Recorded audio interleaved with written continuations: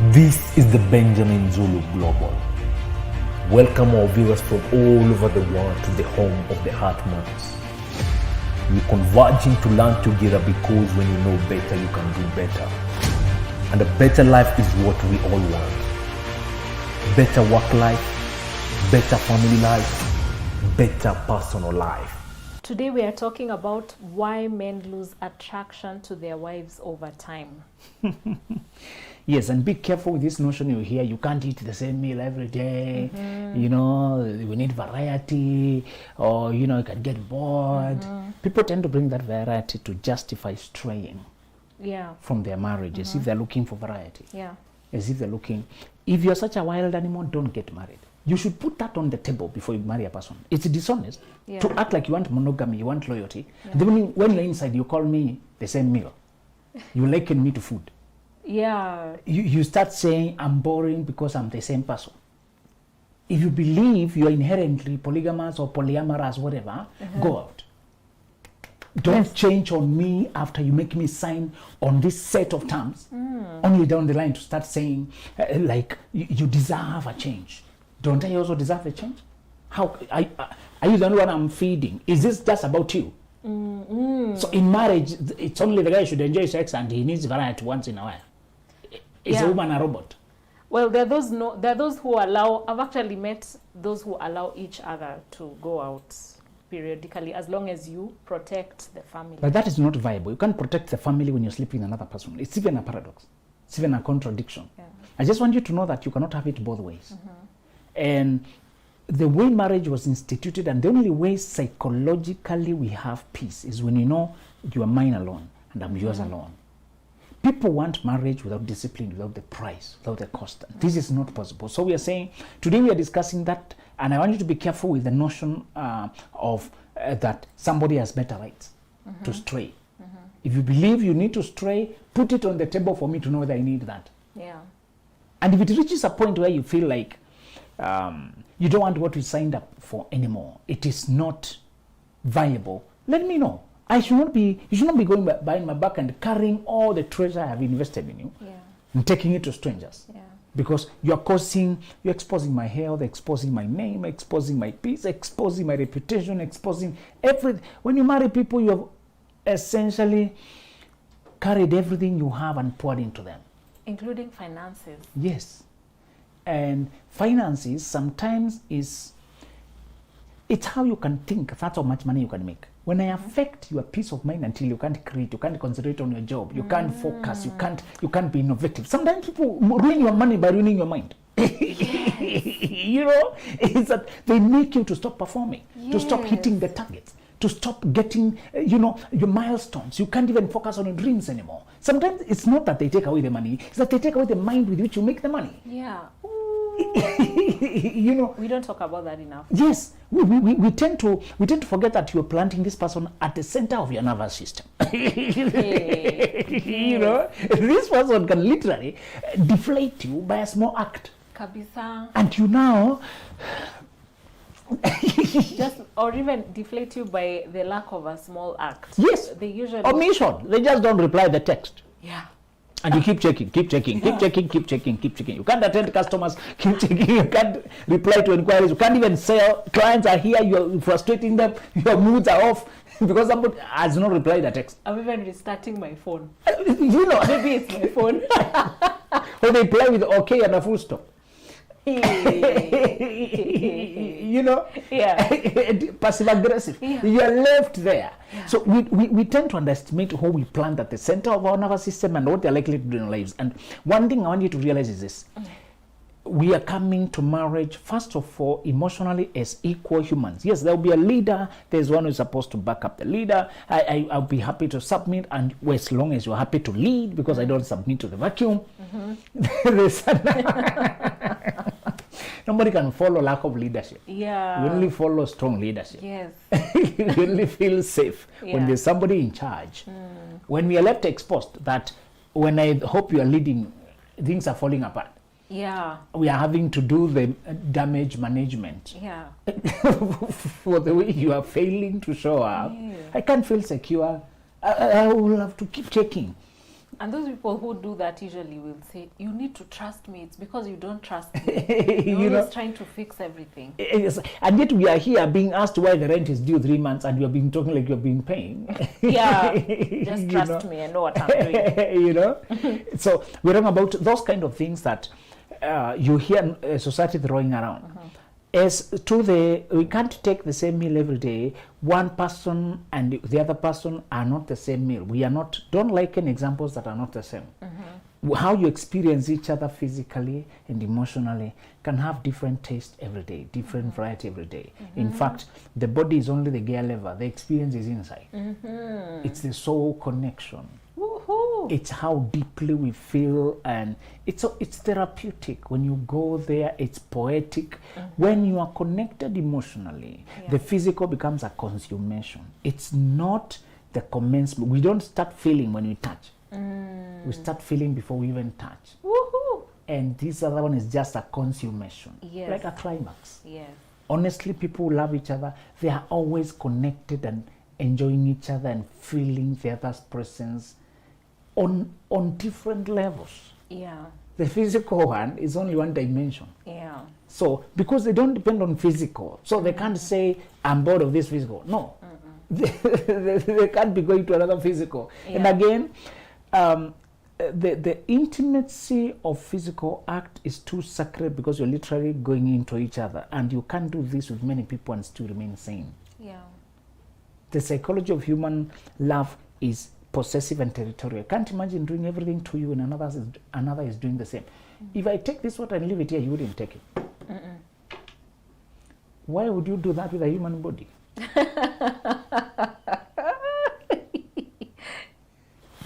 A whole body.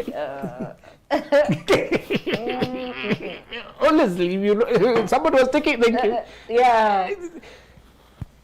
So why would you? Why? I don't know. Tell us why. Why are we like that? You know, People sharing. I mean, And we can't share water bottles. you know, just the imagination of this is only saliva. At the other place. So, if you think about it, you realize otherwise you're a decent person. Elsewhere, you're a decent person. Yeah. You're rational. Sorry. You know, you don't avoid taking your own water when you use the bottles in a meeting. Yeah. When you're not sure which one. I won't touch any. You know, somebody plays, which one was mine? Okay, let me get a new one. Yeah. You know, you're that careful with water. You know. But with people. And I wonder why water companies are not labeling, putting numbers on the bottle. For me to remember, mine was number 7. Water bottle company. Number 9. Yeah. Or just put different colors on the cap, maybe. Yeah. Mine was red. You make all of them identical. You know. We are saying what we are discussing today is away from the societal notions. So how does a well-meaning, today we are discussing well-meaning people, not sex animals. Okay. Thank you for the clarification. Yes. People did not intend Yeah. to stray, to roam. Yeah. People who meant to stay, who meant to be there. Yeah. What happens? Where does it come from when monotony begins to set in, when they begin to feel like they are falling out of love? Yeah. Falling. Careful with the falling people. They can fall any direction. Yeah. They're not in control of their fall. Whichever wind is blowing, they will fall any direction. Careful when people just fall for you. Yeah. The same magnetic force can pull them from another person, and they somersault this way. Falling is not enough. Yeah. You need a person who, yes, they feel the love for you, but then they walk into a decision to be with you. Love that. Okay. The feelings are like Wi-Fi. They just sense each other for being proximity. Yeah. But you must really connect. Yeah. You must really decide to connect. Yeah. So we are saying the first thing that makes men unintentionally, something they did not foresee, lose love for their wives is when they allow the pursuit of money and jobs to separate them from their spouse. Men are career-oriented, hunter, gatherer, DNA thing because of a provider. Remember, we are discussing responsible men today, okay? Yeah. The men who intended Yeah. to build all the way to the end. Yes. And they're surprised when the love is drying up. Those are the people who want to help.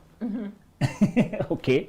So, the one thing that may surprise you as a man and come at you at an angle you did not expect is that you settled and you stopped fanning the flame. Avoid the language of settling. So we settled down. Yeah. It also sometimes brings a connotation of letting up your effort. Yeah. You stop pouring in. Yeah. It also sometimes suggests that you got into autopilot. Settled. The pursuit ended. You stopped pursuing and you settled. When you settle into marriage, you're commencing the journey of life now. Actually, now that's when you're starting the journey of love. Wow. It's not that the love has been rewarded, it's that the love has commenced. Wow. Marriage is permission for us to do life together. It's not the pinnacle of the pursuit. Yeah.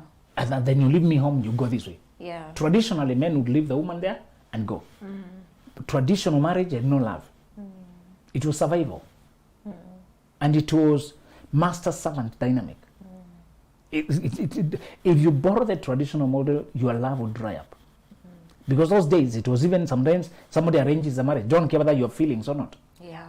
And because that's what people knew, they just endured with it. Yeah. I hope you know that America is a teenage country, if you were to use that language. It's the most powerful, but it's very young. The oldest countries are China, India, the countries that have existed with governance. And UK is the oldest. That's why it's colonized everybody. Nobody colonized them. You know, they colonized US, colonized Africa. They have had a very long-running monarchy. Yeah. That kingdom thing. And sometimes people don't realize that Africa, we are behind, even economically, because even our social systems are not yet mature. We have not allowed people to build economically. America instituted this, is it just 200 years ago? Personal freedom, self-determination. They outgrew all the nations of the world. By just allowing people to self-determine. Yeah. They allowed people to garner the money they want. So the people are garnering the money, they grow the country by tax paying, by just building infrastructure. Yeah. Africa, the systems we are coming from our family, are part of why we are behind financially. Because we suppressed some people for the other one to be the master. Until you get rid of this, even your own family financially will suffer. Yeah. Even the general, because they depended on one person. And you know how men frequently they die ahead of the women. Yeah. And then he was the mainstay. Yeah. He is exposed to a lot of things, even enemy and all that. Yeah. And a lot of he can die or collapse health-wise or something, or just retire. And then the whole family comes crumbling down. Yeah. That's the problem. When he's up there, he's marrying many women, getting many children. He's not even looking far. He's not even imagining what could happen. If this goes wrong, the other one goes wrong. So the first thing is, unawares, the man values the career very much, and because he wants to provide, he goes very far, goes to the opposite direction. And then he's showing up occasionally. He can even be showing up on weekend. And a weekday, there's very minimal communication. No connection. When people love each other, they can hardly endure that distance. It's painful. When you love each other, distance is painful. It's punishing. The longing. You work together to kill that distance. Most people marry when they are far apart. Let me remind you, because you're not marrying your sibling. Yeah. By the time you marry, your lives were happening. Yes. Many people have to take a while to converge. If you did not have any established job, you can migrate immediately. When one of you, maybe many times the lady did not have anything going on, if these are just first timers, fairly young people, many times if you're not yet established, it's easy to say, let me now look for a job in my new home. In that case, they can already feel it. But because they're inexperienced, I find that they start looking for jobs all over and they part ways. You get a job with Lodwa, I'm in the other side, and we think we'll be meeting. And because we understand the necessity, if we do not prioritize our closeness with time, the distance makes the heart, the distance kills everything. For a while, it makes us long to meet. After a while, the longing becomes tiring. So you reduce how much you're thinking about the person so that you can endure your day. And because you're not an island, neither can you live in a void, you will talk to whoever is around. Yeah. Does not have to be romantic, just to keep your life going. You talk with a partner and you can talk the few minutes you can afford. And you know you have to align your times in order to talk. Yeah. You must be on, otherwise texting this, the other, it reduces. It does. Ugh. You may not see it. And a lot of men are shocked when 5 years down the line, I know a lady who, they lived that way for 10 years. Oof. When she finally migrated and went where he was, they divorced. Oh. They can't live in the same space, and they never knew it. When they are far away, they avoided issues. They pushed issues under the carpet. Yeah. When we quarrel, I'll just keep quiet until I return tomorrow to my workplace. Yeah.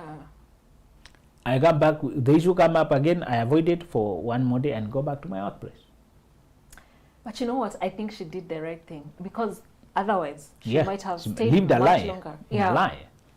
And it's because we do not have knowledge. Let me repeat this because many people are still making this mistake. Do not marry a person you are acquainted with from college, from home. Yeah. When there is a block of 10, 20 years you have not been together and you are reconnecting later again when you are looking to marry, because I'm already acquainted with them, then you are very far apart, and then you marry from that thing. I already know them, I know the family, I know the people. Yeah. And then you marry. We marry wrong people for thinking we know them. True. Even the people you attend the same community, same church, you come from the same group, or same a friend of a friend in college, or you used to see them from the other side, or acquainted. We overestimate acquaintance. Even like they used to be the CU chairperson. Yes. Those things. Careful with how people were when they were growing up. They did not have many options. You need to see people after they get options. Yeah. After they get status Yeah. and money Yeah. and options. When they're not with anybody who knows them. Yeah. Remember the metamorphosis I told you most men go through in particular. When they first get their own house and some money, and nobody knows them. They're in a new town, in a new house.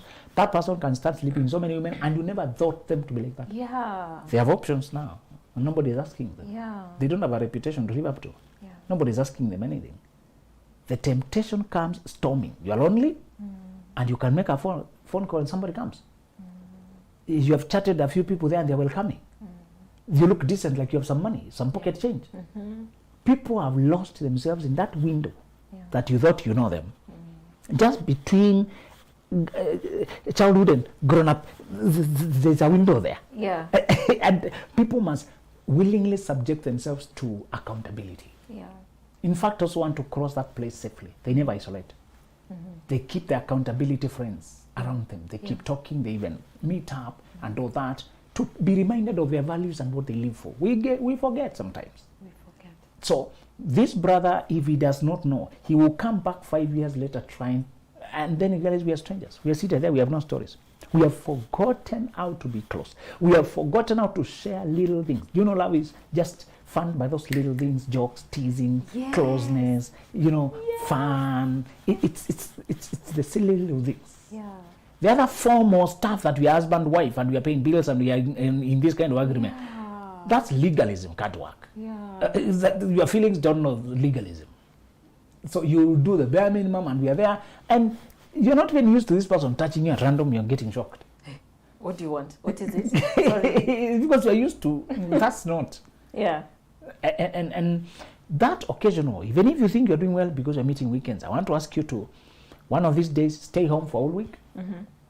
Seasons of life can come where you find it's advantageous for me to take the 1 year contract, and then I'm posted to Dubai by my company, and there we can reap twice, we can reap more, we can build something. But if you're making an arrangement unconscious about the marriage, and you think the marriage can endure anything, love is delicate. Robert Greene says all united groups are always on the verge of disintegration. Nature does not support unity, it supports disintegration.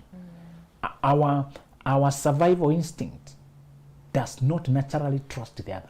Yeah. And the elements, the hatred of people seeing you in love, just the elements of this world, they are conspired against love. If you let your love in the sun, it will dry up. Just know that.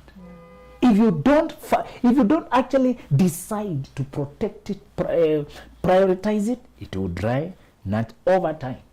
You realize you have children, but you're no longer together. Yeah. And you may even have money, you've been working diligently, You have saved up the money. When you're walking together, people think so happy couple. You look like you're just right for each other, but the vibe is not there. Let me remind you, brother, once your woman learns to live without you, it's over. Yeah.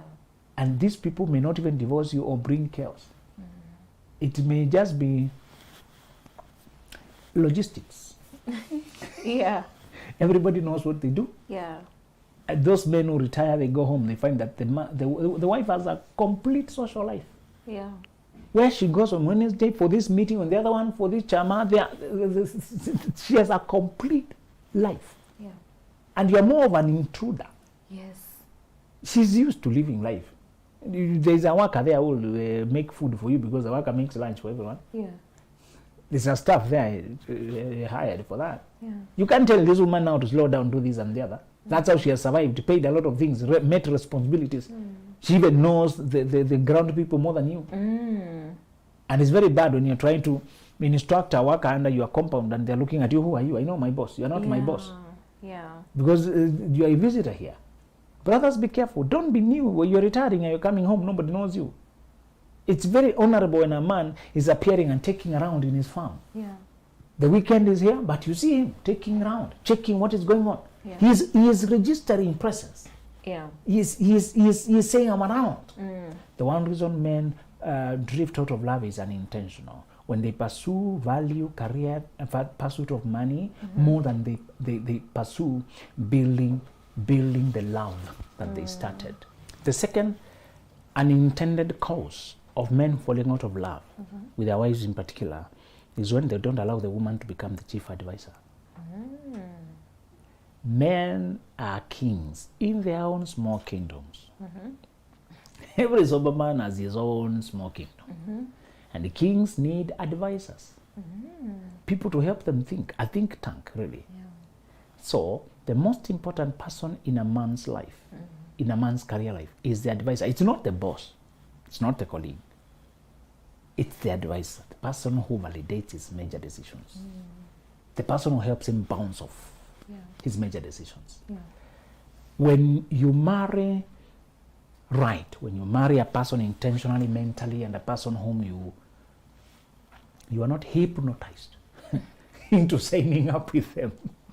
Because people never normally hypnotize themselves. Oh. Then they marry in a daze. When they are in this love euphoria. Yes. Why do they hypnotize themselves? Love is exciting. It's very hard to be rational when you're in love because love is emotional and exciting. And we want to peddle the feelings. Yeah. Okay. Yeah. We bring in the sexual chemistry, we fan it, we flame it. So we marry that.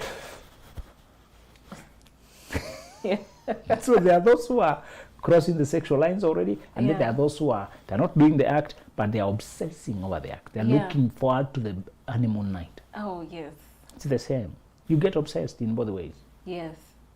The balance is you feel the pull, you feel the attraction. Wow, it's wonderful. But then you step back to check, are we rhyming? Yeah. Are we aligning? So help us, God. Our dreams in life, our energies. Yeah. Because feelings sometimes, they are very superficial. And they'll get dissipated and then to wear off like a drug. You wake up, okay, who is this? You start waking up as if you're coming from sleep. Yeah. So if a man is not intentional and he does not let the woman be the chief think partner, if you despise her and you have a condescending attitude, you think she's lesser. That's why I don't want you to marry a man who's old, 10 years, 12, 13, 14, older than you. He will never see you as a colleague in thinking. Yeah.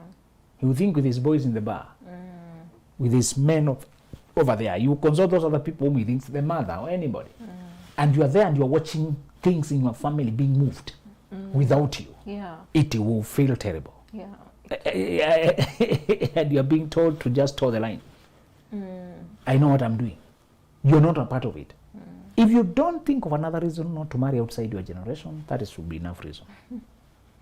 Don't marry outside of your generation. Yeah. Generations are normally demarcated within 10 years for most people. You may find that You're 31, this person is 40. You're almost on the extreme ends. Yeah. But you can still talk. Yeah. But the moment you find that you are 31, they are 45. In my experience, many people is like the decade something does. The child is born when the other one is 10 years. It's like they're crossing the other side. Look at even your family.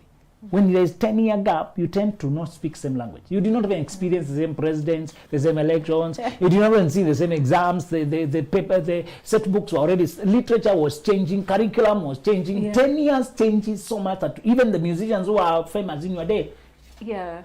the language you can talk, True. you know, and your reference point, your key markers. Yeah. There are people who relate with the 1998 bomb blast. Some people know 9/11 because they were around the same place in life. Some people relate with COVID because they were just at the wake of it. They were just in primary school and school closed. Yeah. They were just getting married and schools when companies closed. Yeah. So be careful with age. Age is just a number. Stupid. Age is a measure of where you are in life. It's a measure. Even your bank balance is a number. And because of that number, there are things you can't buy. Why are you despising numbers? Your age, it may be a number. I need to be written on your grave. The same number. This guy had this number. Number. Numbers. We measure numbers. When you go to the supermarket, they rate a number. 1 kg. Why are you despising numbers? 1 kg is just a number. I don't care. Can I pay 2 shillings? Number. Numbers are measurements. You're shouting. I don't know why we blind ourselves with foolish things. And they are popular. I don't know why stupid things are popular. Why are wise things saying, wise people, otherwise sober people? It's because those stupid things are soothing. Consoling, yes. They allow you to ignore facts. Yeah. Age is just a number. Okay. Can I tell you also what else? You are so how come you're very particular with just a number? Sure, this is just a number. You can wear any. Yeah. Your number. Nope. Your sugar level is a number, it can kill you. Your heart rate is a number, it can kill you. Your eye strength is a number. Can you look for good numbers? Hey. Your salary is a number, and you argue about it. You argue about it. This is just a number. Why are you bothering with numbers? Yeah, true. Thank you. So we are saying when a man has another advisor, that advisor gains more influence, more direction over their life. And what this happens unintentionally because the man may be believing that he should not be listening at home or listen to a woman. Oh, I know that woman is better. Before you married, you had people you were doing life with. I warned you about that. Sometimes the things that will tear your marriage apart were not bad. They just overstayed. The seasons shifted, and you did not shift with them. Yeah. You may have had that sister who really mentored you in business. Yeah. You may have had that uncle, that mentor, that pastor, that somebody who prior to marriage they really journeyed with you and you saw how well they moved in life. But past marriage, you did not now institute your partner as the closer advisor, the one to think. After all, they are the ones to live with you the longest after this. They're the ones to do everything with you. Then what happens is, if this man continues to outsource wisdom, outsource ideas, the life is shaped by the whoever he is. And advisors are so influential. They can guide. There was a guy called Ahithophel, the advisor of King David, who was so wise that when he advised details, you see people had heard from the oracle of God. He was even called an oracle. They would consult the Urim and Thummim, some symbolic stones for consulting God, or they would consult Ahithophel. Either we will just tell you what God wants. Okay. Yeah. Some people prior to this were very wise in your life. Yes. But one time a coup arose in Israel, and Ahithophel sided with the people who were trying to overthrow David. And he ended up hanging himself. He switched. Seasons change, and the people who used to depend on cannot be depended on anymore. Once you marry as a brother, institute your wife as the one to reason with. Let her learn the language, how your preferences, the nuances. Make it you, the two of you. Other people can advise, but the decisions final. Once we decide here, it's final. I like it when I can throw the ball to my wife and look into that. She will research, check dynamics. After my research, I'm thinking, I'm proposing this. My friend, that's what we are going with. Because she has our interests at our heart. And this decision is due and I don't have time for it. And I have not had time to check the dynamics. Let's just say you're weighing between two properties. Which is which? And you know where we are in family, the nuances of what we wish for, small things that we can't tell outsiders. If I ask my mother, she will advise me from her perspective. Yeah. Mama, have this property for this one. Which one do you propose? That side is always better. To be always, according to her view. Yeah. My wife may know we are generally heading east. Yeah. We have other things this side that will be easier to manage. She can factor other things from our point of view. Institute your wife as an advisor so that even if you're not talking romance, you can talk finance and you connect around that. You can talk about friendships, the friends you're dealing with, the decision, the other things in your life. Yeah. You can keep track, and it will be easier when you know everything where it is. Yeah. Because all of you put it there. You put it there, you know. Somebody said God must know everything where it is because he put it there. Sometimes it's like we're introducing him to his world. Yeah. What is going on? Yeah. You want a partner who knows everything where it is because we put it there together. Yeah. We decided those things together. Yeah. I don't want to introduce you the background the way I would introduce to a therapist who doesn't know me, and I have to give them a context. Yeah. I want a person who has context already. Yeah. To be my first therapist. It's true. You know, to be my first, to help me think. Make sure as a guy that you respect a woman enough, give her the relevance to influence you. When she influences decisions, there's a connection automatic. Remember I told you pursuing similar goals is a love language. It's true. There's an excitement, a thrill, adventure, there's challenge, there's dopamine, there's funny moments, awkward moments, failing moments, victorious moments. You create so much bonding when you discuss projects. Sometimes the project stall and you're just there. The money stopped coming. You're just stalling. Yeah. And you're just there. You keep encouraging each other. Sometimes you move on. You know, the parents of my wife once sold a goat, small money. They stored it somewhere in a local account and forgot about the money. They said, leave it there. I hear about this look. They came back after 10 years. It was a lot of money. Wow. Just a goat. Yeah. And I said, look at how small Unity can do. Yeah. That's mischievous. Let's lock it and see what happens.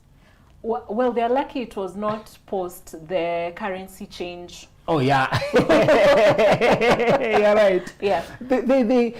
I looked at small things when you're just united. Yeah, true. They become very adventurous. Now they have a story to tell there. How much more when you invite a person to do those cheeky things together, attempt small things together.